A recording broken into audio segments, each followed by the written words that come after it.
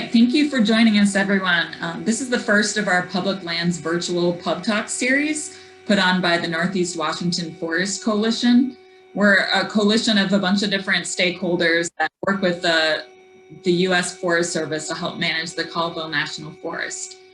And so the topic for today will be forest restoration with Greg Frohn, Kurtis Vaagen, and Tiana Luke. And then next week, we'll talk about managing for wildfire resilience with Dick Dutton and Gloria Flora. And then June 30th, we will discuss recreation on public lands with Bobby Whitaker, Tiana Luke, and Tim Coleman. Turkey for your salad. And then if everyone could please mute, that would be great. I'm hearing some background noise. Check see if my Social Security went. I got. Thank you. So, forest restoration. That is the topic for today. The Northeast Washington Forest Coalition has been working on forest restoration in the Colville National Forest, and our speakers have a lot of experience on this topic, and we look forward to hearing from them about that. Next slide, please. So today we have Greg Frohn. He is the Thermal Fuels Manager for Avista, and he has over 24 years of experience in administration, sales, planning, and management of timber, forest real estate, and forest products across the US and Canada. And also we have Kurtis Vaagen. He is a third-generation sawmiller, born and raised in Colville, and is the Vice President of Operations for Vaagen Brothers Lumber. Also we have Tiana Luke. She is Conservation Associate for and Colville Forest Lead for Conservation Northwest, and has worked as a botanist, forester, and GIS specialist in the past. Welcome, everybody. And we can go ahead with the presentation. I'll unmute there. Thank you so much for that introduction, Gina. Gina didn't get introduced herself. She is the facilitator of the Northeast Washington Forest Coalition, and we're very happy. She's pretty new to the coalition, so we're very happy to have her now, helping us facilitate and lead us through some of these things. So first, for people that are unfamiliar with the Colville National Forest, I wanted to show a map to get everybody oriented. The Colville National Forest is about 1.5 million acres. Just in the last couple of years, another ranger district called the Tonasket Ranger District, which you see in a different color here, has been added to the forest, making it that full 1.5 million acres. It was previously 1.1. It's in Northeast Washington. Here you can see this inset map here just north of Spokane. Kurtis or Greg, do you have anything to add? Nope. Also, just a little bit about this area of the Colville National Forest. It is the traditional lands of the Colville Confederated Tribe and also the Kalispel Tribe. Portions of the Colville National Forest, including the north half of Berry County, which includes the Kettle Range, are actually what is known as the north half of the Colville Reservation, where they still retain hunting and fishing rights. A little bit about the Northeast Washington Forest Coalition. I'll start by talking a little bit about where collaboration and the Forest Coalition came from. The Northeast Washington Forest Coalition came out of the Timber Wars, which was a tumultuous time in the 80s and 90s, where at the time, there were some really poor forestry practices that included clear cutting, old growth logging that were really detrimental to the environment. And as a result, environmentalists came in and they sued, and they were very successful with that. And unfortunately, what happened is that was detrimental to the towns in the area. People lost their jobs, they weren't thriving. It was just a really tumultuous time.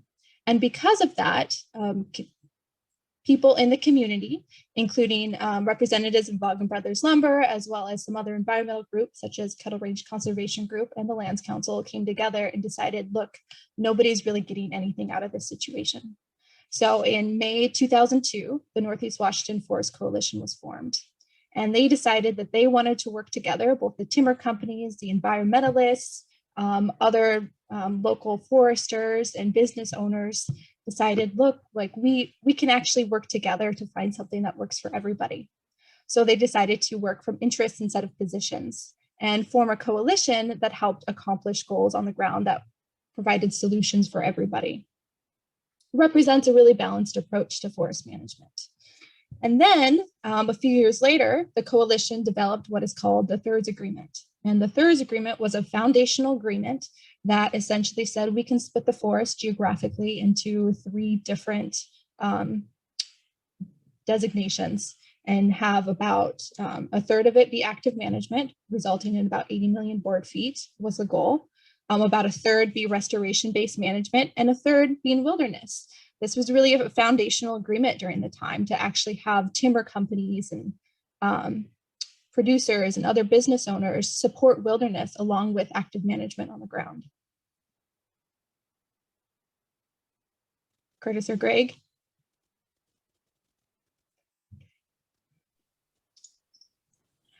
This is a map of the old blueprint on the Colville National Forest. You'll notice that it doesn't show the Tonasket Rangers District because it wasn't part of the Colville National Forest at the time.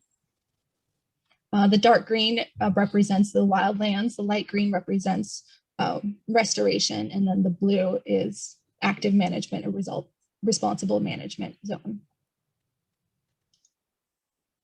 So due to almost 20 years of collaboration and working from interest instead of position, the Northeast Washington Forest Coalition is considered one of the most successful collaboratives in the whole United States. In 2020, the Colville National Forest had 122 million board feet harvested. That's the most since 1989. There were approximately 20 million board feet in 2001, so before the coalition. The collaborative has collaborated on over 40 different projects without any sort of lawsuits, and they've secured agreements on proper restoration actions. So we've made a lot of headway in actually having good, proper ecological restoration on the ground. Unfortunately, that other thirds, we haven't really accomplished having any wildlands protected, which is unfortunate and something that we're still working towards today. Kurtis, do you want to speak about accomplishments from your perspective? Yeah, the one thing on the zero wildlands protected is we do have a proposal that does have some wildlands proposed or permanent protections. It's not exactly what we were looking for as far as the amount of acres and the areas that we kind of agreed on with that third. And the accomplishment so far is being able to sit down and you look at that stand there that's been treated over the last 2 years. And there's stands like that all over the forest, and not just in one area. They're kind of in that 1.5 million acres. They really do a good job of rotating where the treatments actually are.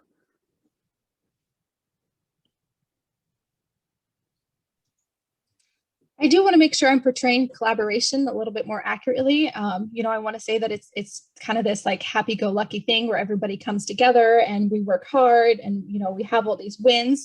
But it's actually, to be honest, it's incredibly difficult, low reward. I see Kurtis nodding there. Low reward, difficult work and sometimes there's a lot of conflict, and that's part of the reality of collaboration. But the idea is that everybody's coming together for the love of the forest, and we continually show up and work hard to accomplish things that are better for the forest on the ground. Yeah, Tiana, and I would add to that, while it is low reward and it can be painstakingly slow, when you look at a rotation of a forest of, let's say, 80 to 90 years old of age, it really is a pretty short time span for what we're able to accomplish. And your numbers show it, 20 million feet in 2001, 19 years later, 122,000 million feet of product harvested as a result of restoration and active management. I mean, that speaks a lot to collaboration. We stub our toe every once in a while, just like a practicing forester will stub their toe every once in a while, make a mistake. But really, it's all about being nimble and quick on our feet and being open to ideas and suggestions from everyone to help move the overall goal line ahead. I suppose I would probably add that some of the accomplishments on the Colville National Forest, and a lot of it does reflect on the Colville National Forest being able to work with the collaborative. And I believe I've heard the statistic that there is right at 200 million board feet under contract right now on the Colville National Forest, and that we are one of the leading national forests in the nation.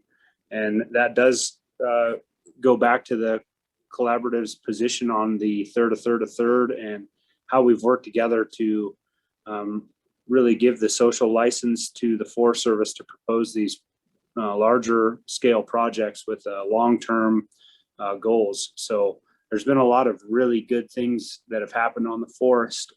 And one of the accomplishments that we've had is normally in a normal year in the past, we were anywhere from 10 to 15% of our fiber came off of the Colville National Forest. Today, we're close to that 40% threshold. So it really helps with the long-term investment strategy of a private business such as ourselves to be able to count on that fiber so that you can make those long-term investments rather than short-term ROIs that in our industry almost don't really exist.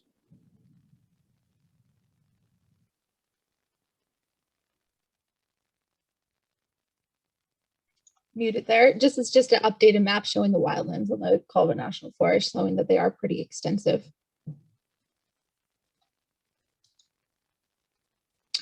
More on the wildlands, over 220,000 acres of wildlands. Those include inventoried roadless areas, non-inventoried roadless areas, and backcountry. On the Colville National Forest, these numbers are from before the Chenastet Ranger District were added to the forest, only 3% wilderness. That's actually the least in the region, so Oregon and Washington. And also just noting that they're irreplaceable if they go away. So in an effort to update NEWFC's blueprint, we've actually initiated a blueprint revision that we're nearing towards the end of, and we're calling that NEWFC Strategic Vision to help propel it into the next 20 years. The strategic vision has some goals, meaning demonstrating abundance and opportunities for all in the forest, demonstrating a science-based but socially influenced approach to ecosystem management, and streamlining the collaborative process. So the idea of the strategic vision is to broaden the agreements to say only two instead of thirds, only not halves, but two different classifications, meaning both wildlands and ecological forest restoration zone. And also within those zones, creating a set of principles that can help streamline collaboration by front-loading the collaborative agreements that the collaborative has by saying, look, we have all these agreements for dry forest restoration that we already have. We can provide these to the Colville National Forest and say, look, these are our standing agreements. Let's work from these to find a place where we can agree on ecological forest restoration on the forest.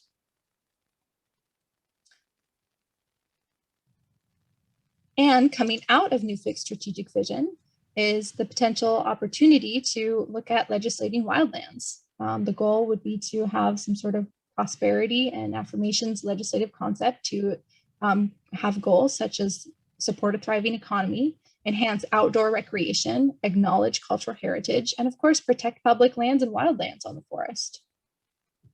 The idea is that we can do something that supports everybody's values. So forest health, community wildfire protection, recreation, conservation, etc. Indigenous and cultural acknowledgement. It's kind of a win-win-win situation. Anything to add, Greg and Kurtis? No, I think win-win is the goal here, and really it's a three-win. Going back to your three-legged stool analogy, there's multiple wins here, so good stuff. A little bit more on the natural history of the Colville National Forest. The forest includes everything from temperate rainforest to dry ponderosa pine.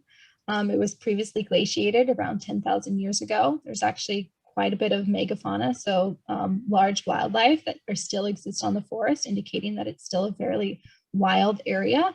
And I have a picture of Camas there. That's actually from right next to the Vaagen Mill in Usk, is where I took that picture. Like, pretty sure I parked there and took the picture. So Kalispell legend once told of scouts that mistook a valley for a huge lake because of how thick the camas blossoms were.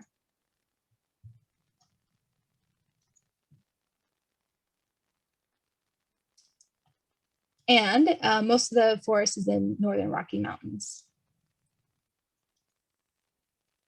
On to what is ecological forest restoration, because that's what we're here for today. Just a quick definition of restoration, and that is restoration guides the composition, structure, and function to a condition within the historical range of variability.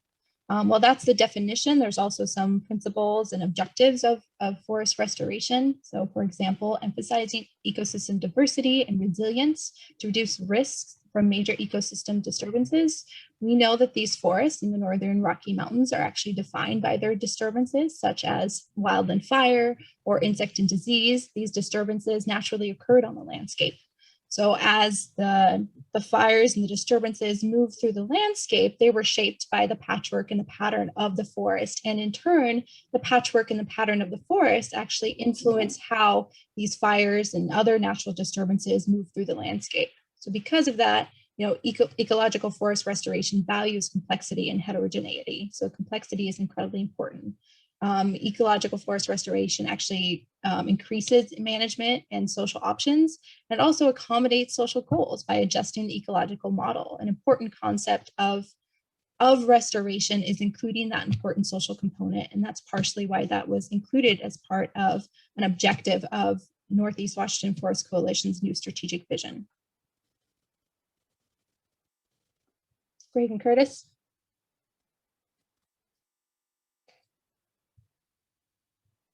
So why do we need ecological forest restoration? I think it's important to note that the current conditions are different than they were before.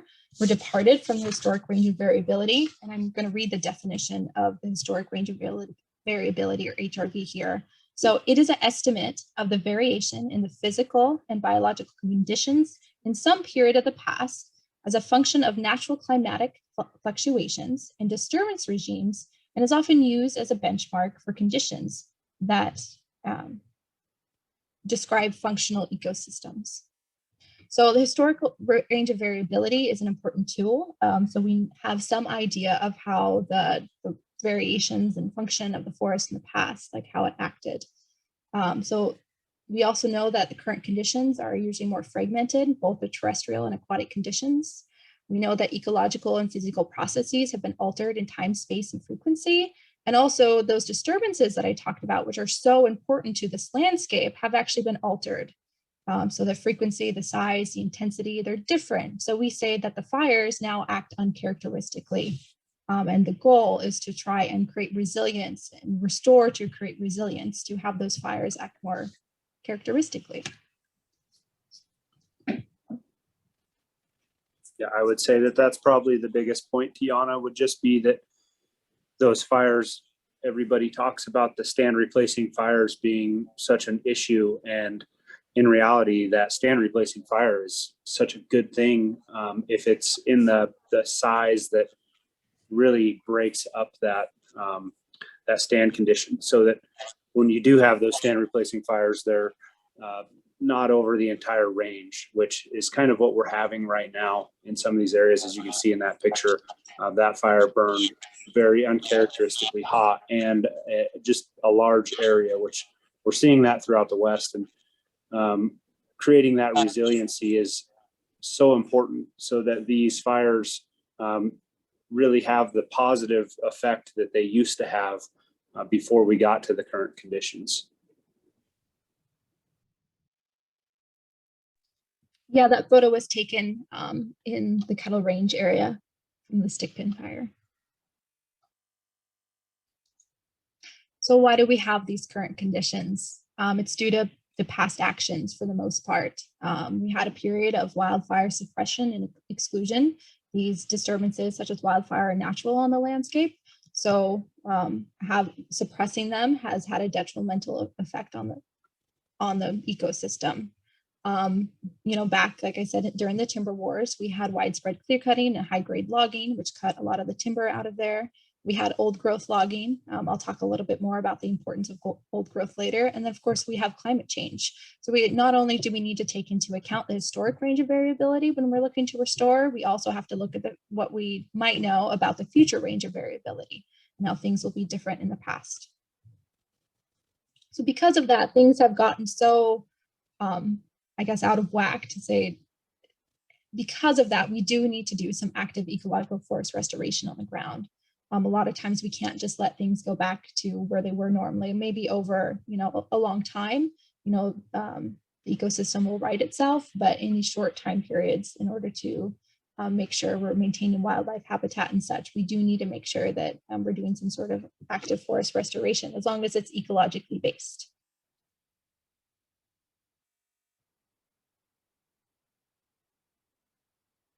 An important component of ecological forest restoration is working at the appropriate scale.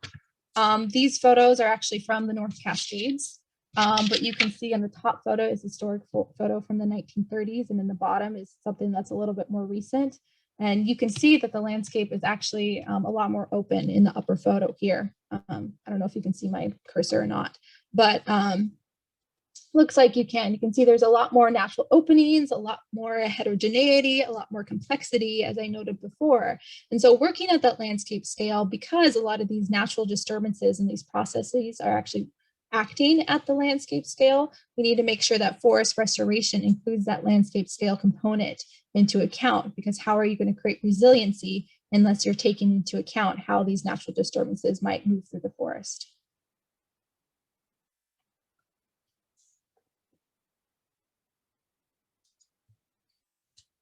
And as I mentioned, it's really important to talk about the importance of large old trees.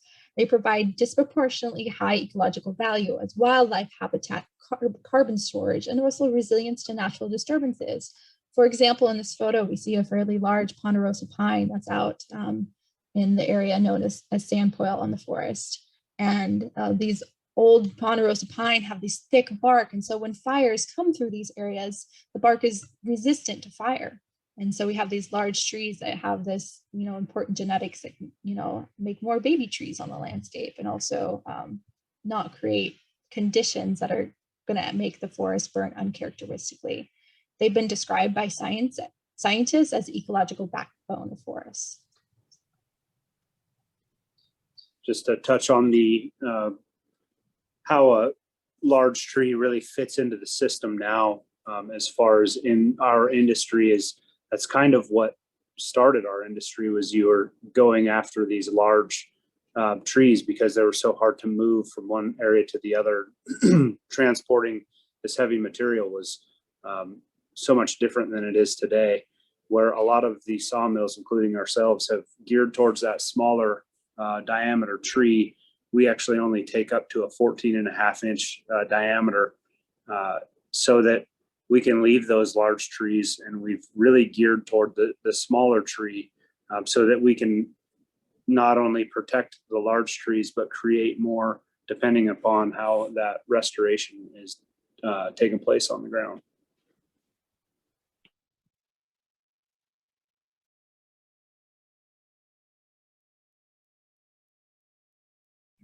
On mute again. Another important component of doing ecological forest restoration is restoring fire to the landscape, as I've mentioned several times.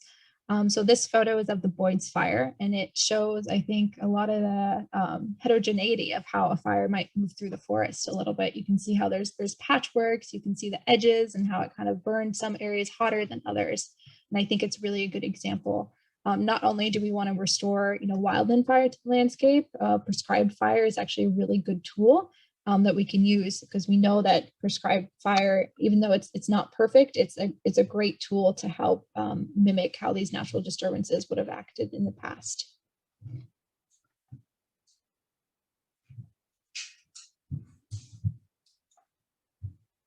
Okay, this is a video that talks a little bit more about forest restoration in action. So hopefully this sound works here. I'm going to mute myself. We tested it beforehand, so. We are able to go into a stand and clean out the diseased and unhealthy trees and leave the best and brightest to keep our forest growing, sequestering as much carbon as possible, so that our environmental impact isn't only low, it is actually a net positive for the future generations. The treatments restore our forests and make them resilient to the point where they can withstand these fires that we're getting now, making it so it's not a stand replacing fire. On top of that, the ecological benefit that it has for the wildlife and for our stand structure is immense, and it goes all the way down into the insects. everything that we do here, we're going to make sure that we're doing it the best way environmentally that we can. We grew up here, and everything that we really like to do is in the forest. We don't want to have a negative impact on the forest, and we are able to carve out a great little business here and provide those family wage jobs for a growing local economy.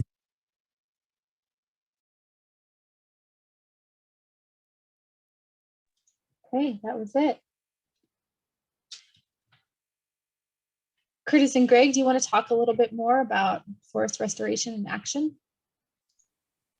Yeah, I would kind of work off of that video a little bit that really illustrates having the tools to thin from below and work across the stand structure to leave the most resilient crop trees to propagate into the future. And a piece of that puzzle also is fuels reduction. And at Kettle Falls Generating Station, we've been in place since 1983, working in concert with regional sawmills, as well as in-woods operations to help reduce biomass fuel loading and convert that into renewable energy.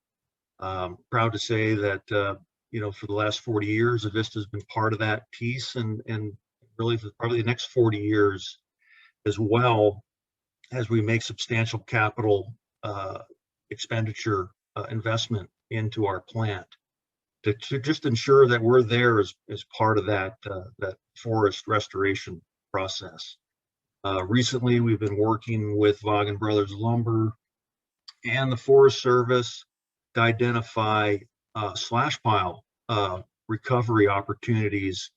We can go into the woods, grind those piles up into hog fuel, deliver them to the plant to be consumed for production of renewable energy. And that's a great benefit to the forest and to the local community and air quality instead of burning those piles in place. So we're trying to be more proactive and look for opportunities to do that where it makes sense to kind of add to that overall forest restoration effort. So.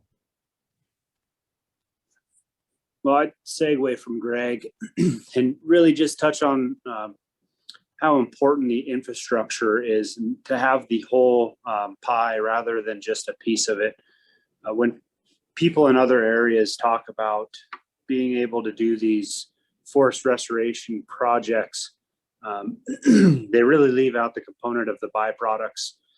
And Avista Utilities biomass plant is such a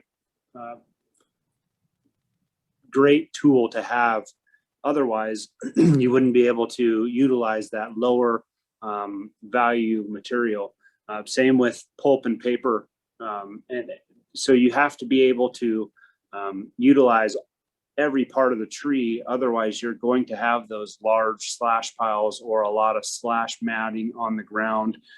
So really looking at the entire infrastructure pie so that everything can be done boots on the ground and your treatments look the best at the end of the day is crucial. And I think that Eastern Washington was lucky enough to keep pretty much all of our infrastructure from the biomass to the chip plants and the small log component. We have multiple facilities in Eastern Washington that take that small log, a stud mill that's able to extract the pulp or the saw log out of the pulp. And then you have the larger players such as Boise that take that bigger log. So really you have to have the full piece to make this really work well. And we're lucky enough that we have it here. But it's what I like to tell people is really to look up at what we're leaving in these stands. It's very easy to look at the ground and what's left on the ground as an issue. And what I really enjoy is that prescribed fire portion after the treatment is that we're able to go in and create these desired conditions. And then the Forest Service is able to come in and burn that slash that's on the ground, really removing a lot of that buildup so that it can really turn back into the soil and create that next generation, that regen. Really excited to go back into those stands 15 years later. It's just amazing. I'd really like to look at them more often. And that is a goal of mine, is to really spend more time out in the forest and on these treatments.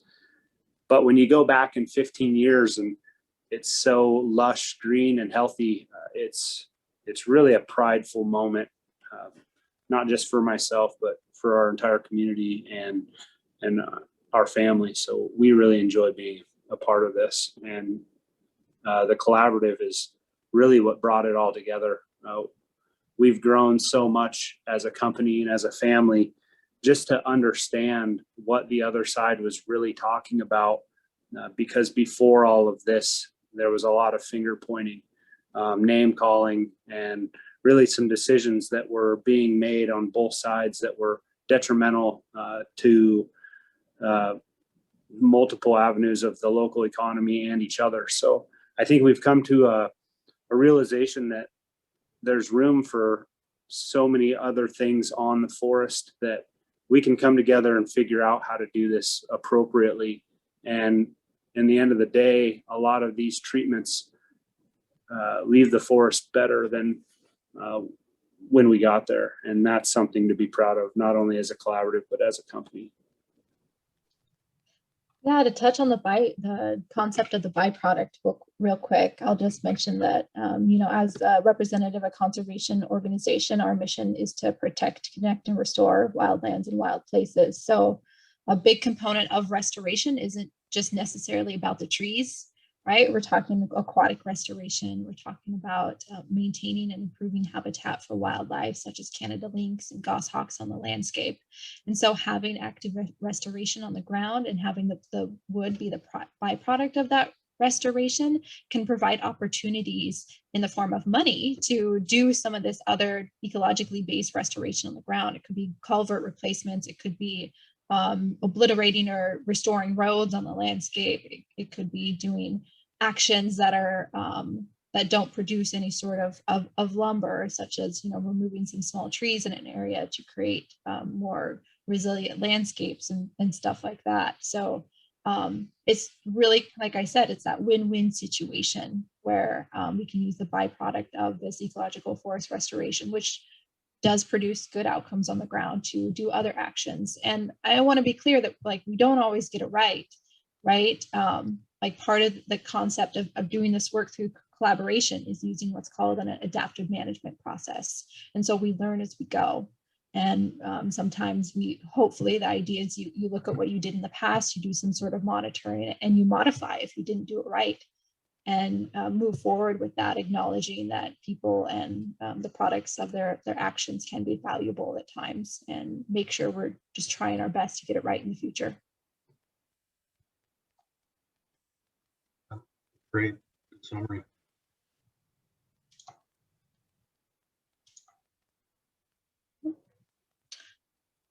So I'll leave, we'll open up for questions here in the future, but this is a quote that I think is on NEWFC's website, and that is, there are two things that interest me: the relationship of people to their land and the relationship of people to each other. So an important component of this work is actually the social component, the people component as well.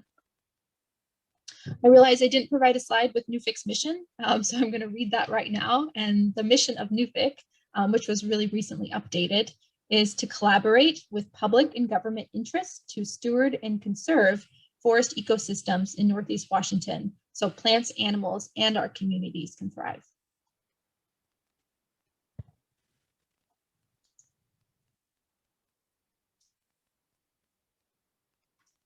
If you want to find out more information, we have a website, which I think most of you would have visited in order to sign up for this event. We also have a Facebook and an Instagram, and Gina is our outreach person. So she'll hopefully be updating that a little bit more regularly. If you want to contact myself or Greg or Kurtis, we have our emails here as well. And this is my favorite part, is, you know, listening to ideas, concerns, questions, things of that nature, more of an interactive forum. So everybody on the call, feel free, let her loose. Yeah, when we did events before, we had actual pub nights, which unfortunately we couldn't get those this time, but ideally it'd be a little bit more interactive and more conversational instead of making people sit through me talk in a PowerPoint presentation. Well, thank you to you three. That was a great presentation. Wanted to open up for questions now. I'll start with a comment I saw in the chat from Ed. Ed, do you want to just unmute yourself and ask your question?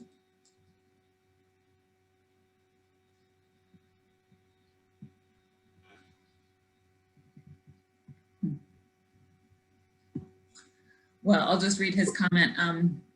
He said he recently saw Vaagen Brothers featured in a Utah PBS special entitled "The West is Burning," and was wondering how wildlands protection will be assured, since it seems that we're moving ahead rapidly with harvest and restoration.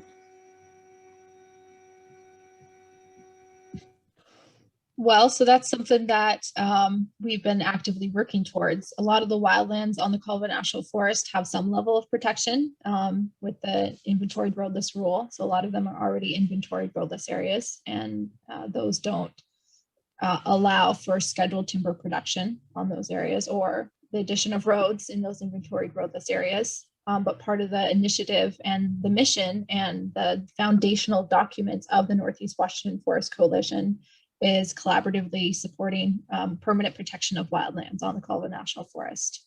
You know, it's a little bit, it's a big thing to push forward that requires legislative action.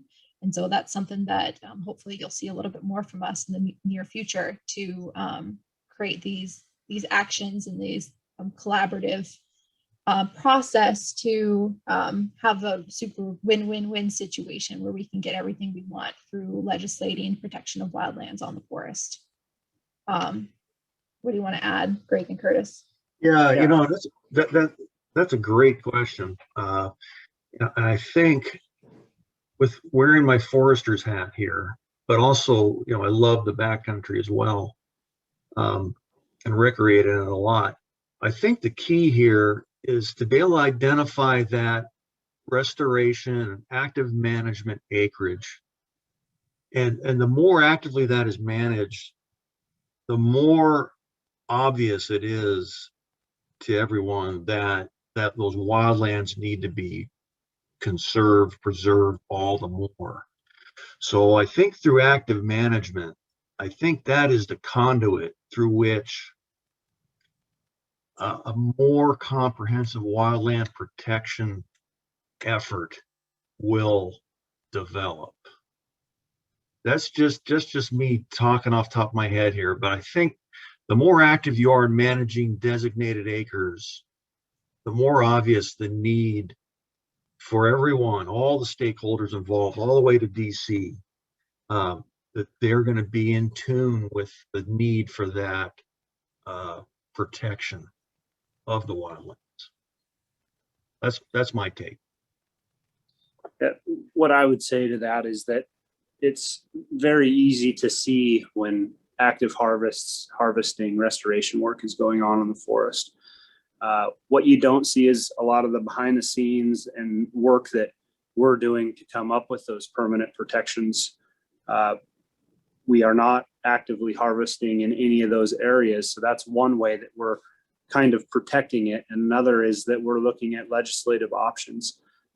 And those things aren't something that you can physically see. You're not driving through a harvest unit. Obviously, you can see the kettle crest from a long ways away. I'm lucky enough to see it from my house.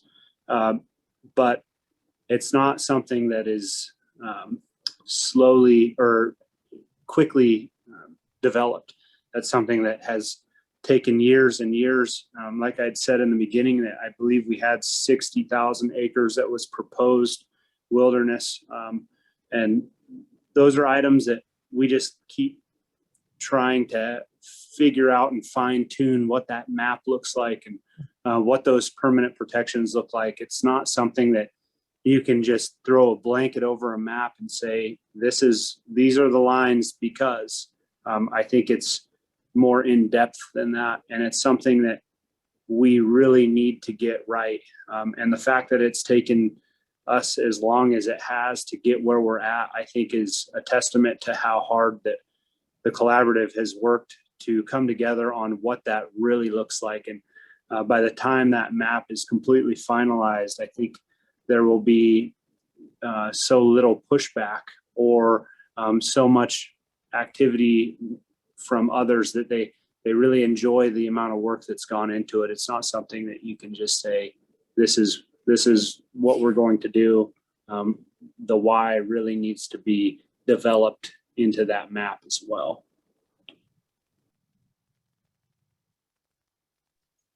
I will just say that, a core component of my job is assuring that wildlands are protected, along with some of my other colleagues on the Northeast Washington Forest Coalition.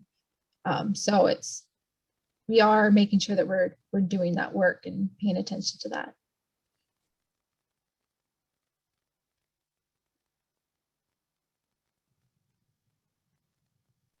Looks like Pete has his hand up.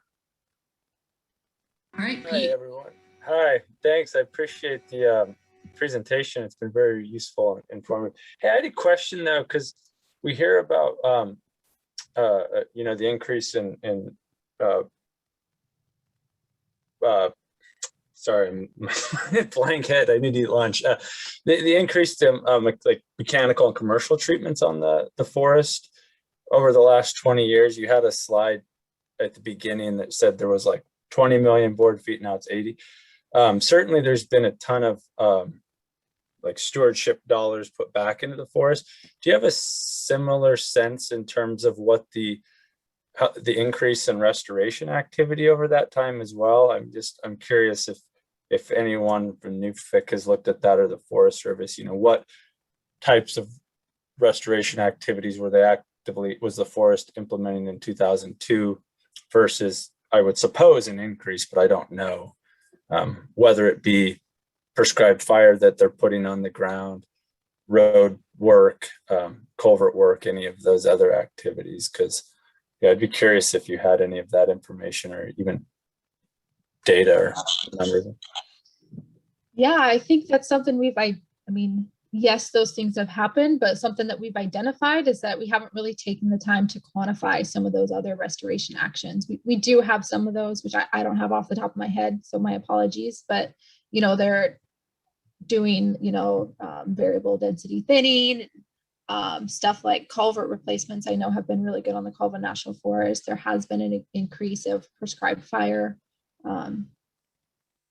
Maybe somebody who's been here a little bit longer than me can speak to that a little bit more. I think we have quite a bit of those statistics somewhere. Like Tiana said, we don't have them in front of us, but there's a lot of aquatic restoration that's been done, culvert replacement, these road rebuilding or relocation to get out of the riparian zones. There is a lot of restoration that has happened over especially the last 10 years of this, that I think we probably need to do a better job quantifying, because it does go to the testament of the Forest Service and the collaborative as far as how we've worked together to make sure that those things are incorporated into the project, and they're more of a restoration rather than just your typical timber sale. Yeah, Pete, thanks for bringing that up. That question is a great question. And to your point, I think instead of just comparing MBFs, I think we need to really look at how those dollars do get allocated and plowed back into the forest. I know we've got those stats, but I think that is an awesome talking point to one of the benefits, one of the many benefits, but the benefits that you can really see and quantify there in the forest. I think we need to go to work on that. It's a good task. Thank you for that.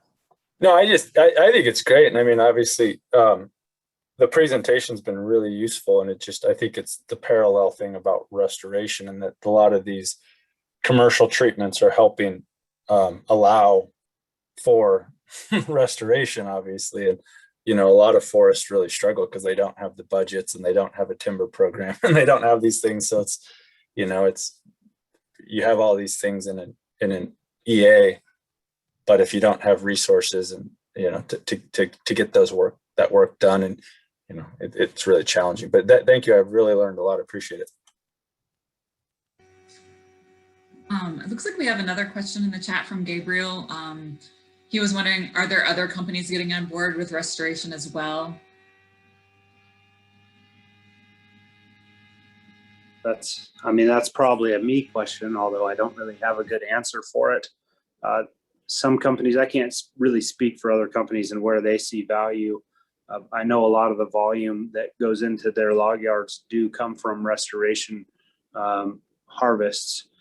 So I think that they're probably on board for the restoration portion of the of what they're getting, just because that does equate to volume.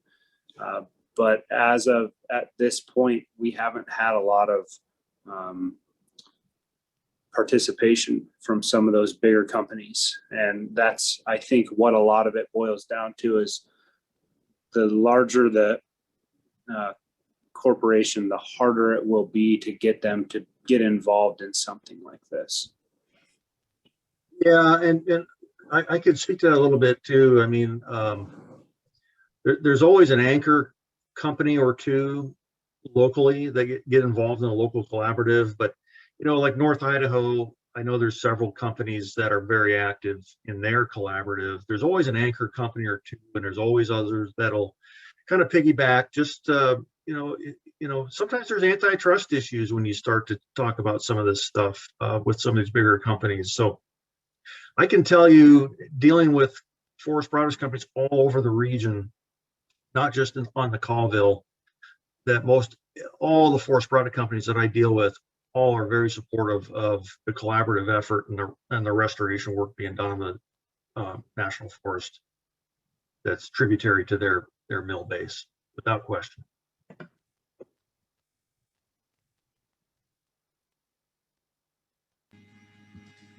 I was kind of curious if there's anyone here from other regions and other national forests that wants to chime in about their experience with their local forest restoration work.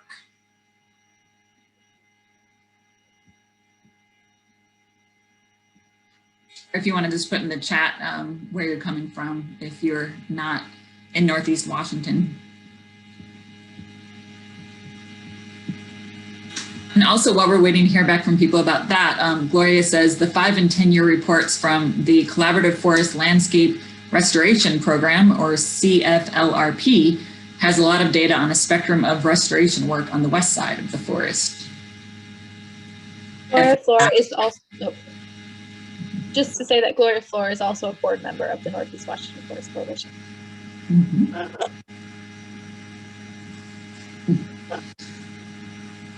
All right, well, I haven't heard from anyone about that other question, so, but feel free to email us if you wanted to chime in about that. By the way, our email is newficinfo@gmail.com, which I didn't put on the slide. I do have a teaser video for our next displays for our next presentation, talking about managing for wildfire resilience. That's all it is. Oh, I like it though. Just some prescribed burning. Yes.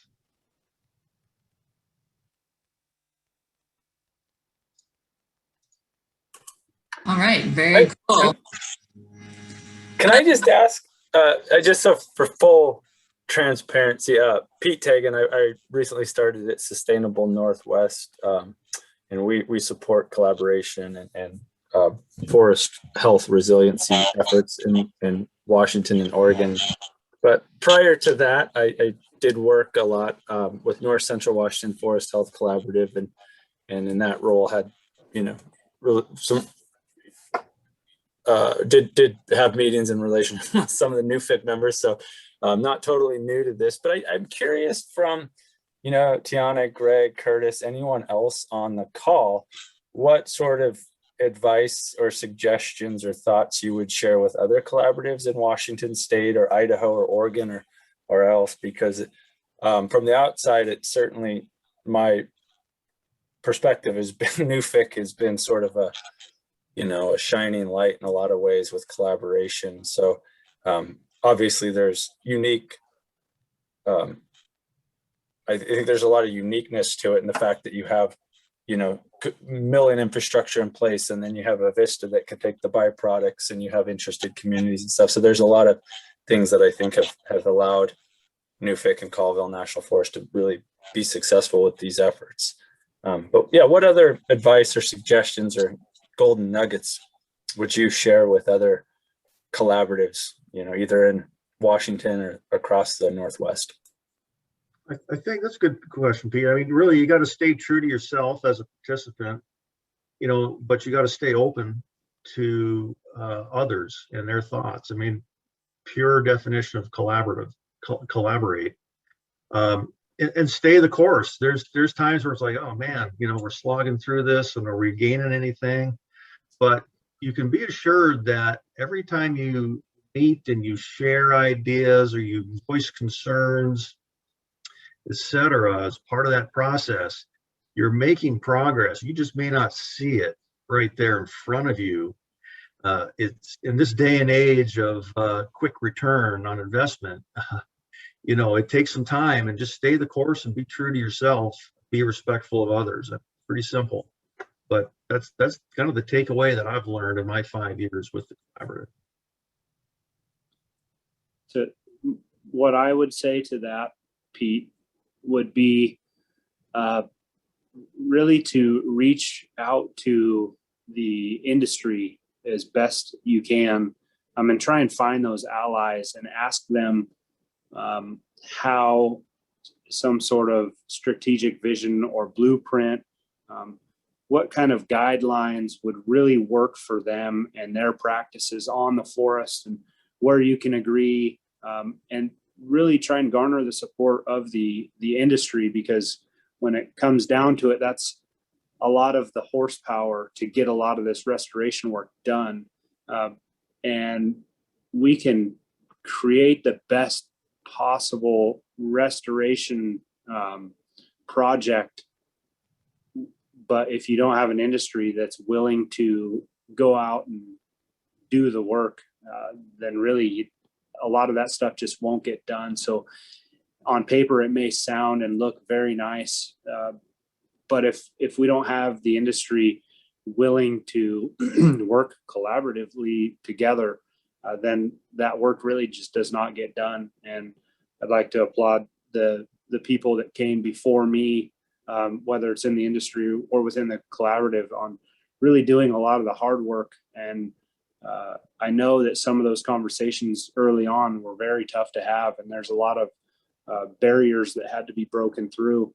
So I would suggest working on an outreach program, and then to share our contact information so that we can let them know why they should be supportive of something like this. Yeah, I mean, some of it is outside of control, right? So North Central Washington Forest Health Collaborative and some other collaboratives have more complexities than the Colville National Forest with endangered species, etc., Northwest Forest Plan, whatever it may be. So that's kind of outside the control, but I think some of it is the commitment to NEWFC's ground rules and working from interest and positions, and really making that concerted effort to listen to understand instead of respond, to try and develop a sense of empathy with the people that you work with. I've heard, I mean, we try to do it now too, but I've definitely heard about instances in the past of, say, like my predecessor working with a timber partner on the Northeast Washington Forest Coalition, and going into a field trip with the Forest Service. It's completely switching positions, not positions, but switching perspectives, and trying to talk from the perspective of the other person and advocate for their interests instead of their own. So really taking that time to develop the relationship within your collaborative instead of you know, like working on the principles and the ground rules is incredibly important work that you can do, but it's also incredibly important to, after working on those ground rules, to go out for a beer and to have like a good in-depth conversation, because sometimes that's where the real work happens, right? So it's relationship building, I think, is one of the most important components. And no, hopefully nobody else may get this joke, but I found this old photo of some of the founding people of NEWFC.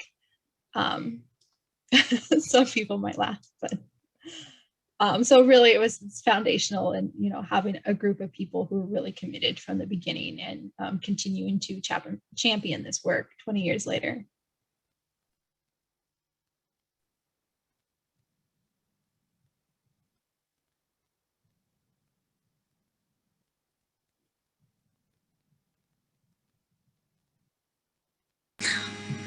Old growth, yes, good caption. I was wondering if anyone has any other comments, because I just wanted to provide some info. Does anyone else have any other discussion that they would like to have?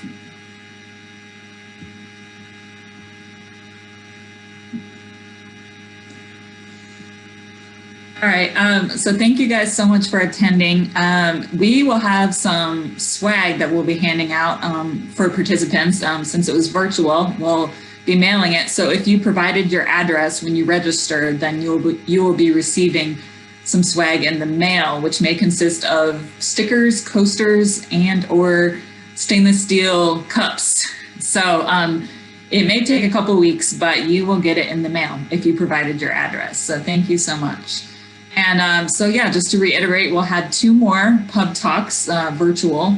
The next one will be next Wednesday, talking about wildfire resilience. And that one is in the evening, so that's 6 to 7 p.m. And then the final one will be Wednesday the 30th. Again, that one will be at the lunch hour, and that one will be discussing recreation on public lands. So we hope to see you there. Feel free to register for those on our website if you haven't already. And thank you so much. I really enjoyed the presentation. Good work, everybody. Yeah, thanks everybody for joining. Appreciate you taking time out of your day.